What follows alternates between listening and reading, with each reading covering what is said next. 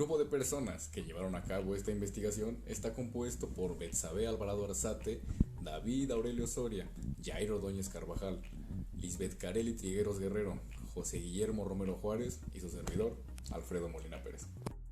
Como objetivo general, tenemos que determinar el oxígeno que hay disuelto en una muestra de agua superficial ocupando el método Winkler. Claro que esta cantidad de oxígeno disuelta en nuestra muestra depende del lugar de donde se saque el agua. Y como objetivo específico tenemos que determinar la concentración de oxígeno que hay disuelto en nuestra muestra de agua ocupando la técnica volumétrica de Winkler.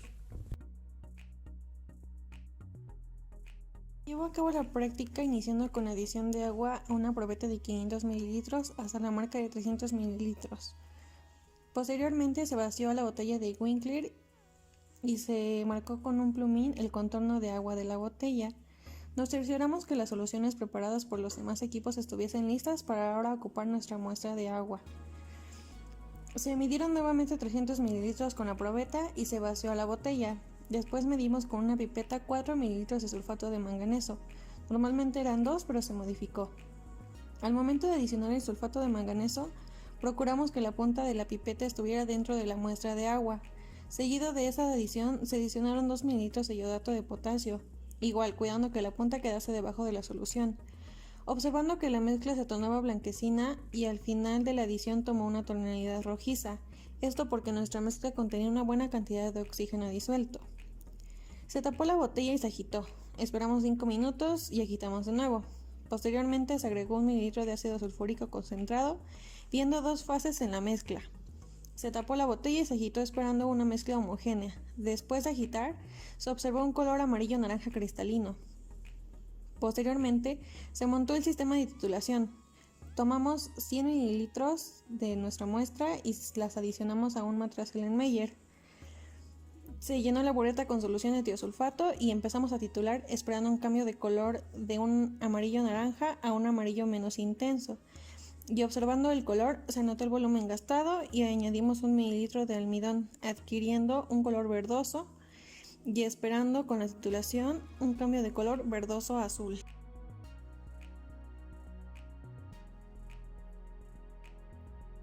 En la siguiente sección se mostrarán los resultados obtenidos en la práctica, para lo cual estos son mostrados en la tabla número 1, denominada o con el nombre de miligramos de oxígeno por litro en muestras de agua.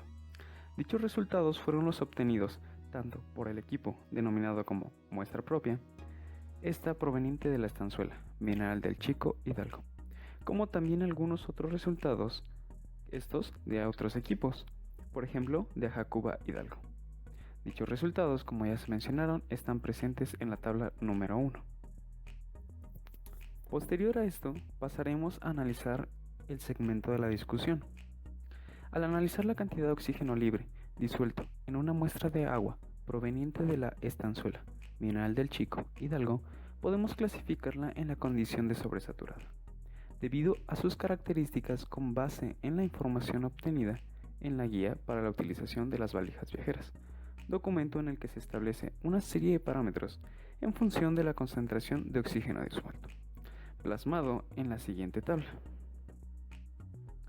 para la cual, y bajo dichos parámetros y consecuencias plasmadas, es posible observar que la muestra fue tomada en un apartado donde la flora marina estaba presente, y bajo dicha condición que la cantidad de oxígeno disuelto presente oscile por sobre los 20 miligramos por litro, para lo cual tendría que estar presente el factor de la fotosíntesis, ya que producto de esta, durante el día, suelen encontrarse concentraciones mayores de oxígeno disuelto, según lo reportado en la literatura. Cuando la fotosíntesis llega a sus mayores niveles, esto posterior al mediodía. Dicho parafraseo fue extraído de Galloneola 2007.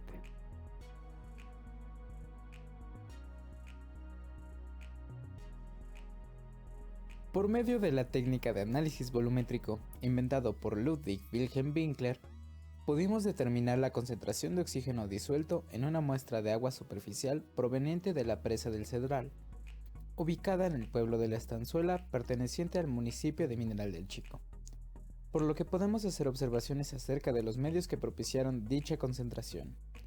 Medios tales como el clima, la temperatura, la altitud, la presión atmosférica y la humedad están fuertemente implicadas en la concentración de oxígeno disuelto en dicho cuerpo de agua superficial, así como la flora que en ella habita. A pesar de la confianza que otorga el método, dadas las condiciones y almacenaje, el valor de la determinación de concentración se vuelve menos representativo, ya que transcurrido un tiempo y a temperatura ambiente, se favorece el consumo de oxígeno por parte de bacterias y organismos eucariotas presentes desde la recolección de la muestra. ¿Qué representa una curva de déficit de oxígeno? Oxygen Sag Curve. ¿A qué situaciones se aplica? El agua es un sistema dinámico y complejo. Sabemos que es un medio idóneo para las reacciones. De hecho, gran parte de los sistemas químicos ocurre en el medio acuoso. La disolución de oxígeno en el agua es un fenómeno de suma importancia.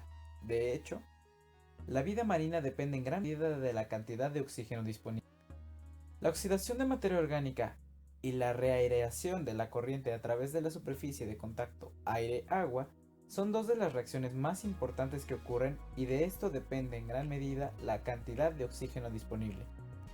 Una curva de déficit de oxígeno describe las trayectorias seguidas por estas dos reacciones, y en su conjunto representan la disminución y posterior recuperación del oxígeno disuelto.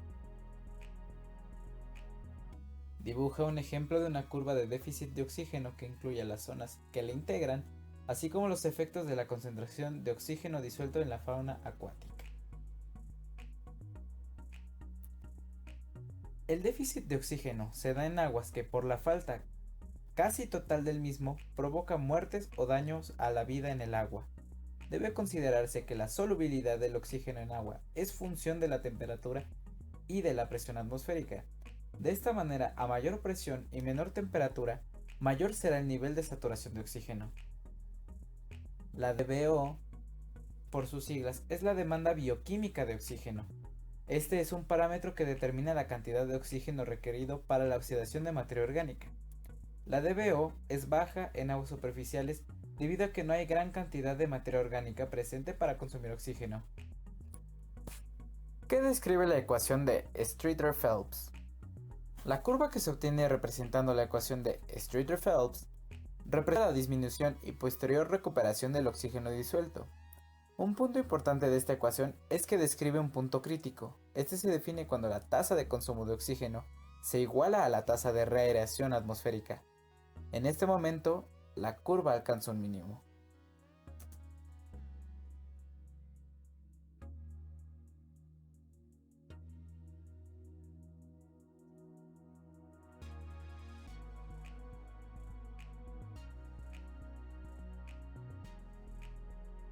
En la sección de anexos podemos encontrar una tabla que nos ayudó a entender e interpretar los datos obtenidos, esto en función de una fórmula preestablecida y que se presenta a continuación, en donde se arrojan a partir de ciertos datos los miligramos de oxígeno disuelto por litro. Se utilizan como la variable X igual al volumen de tiosulfato gastado en mililitros, y N mayúscula como normalidad del tiosulfato de sodio, para lo cual se trabajó de 0.025.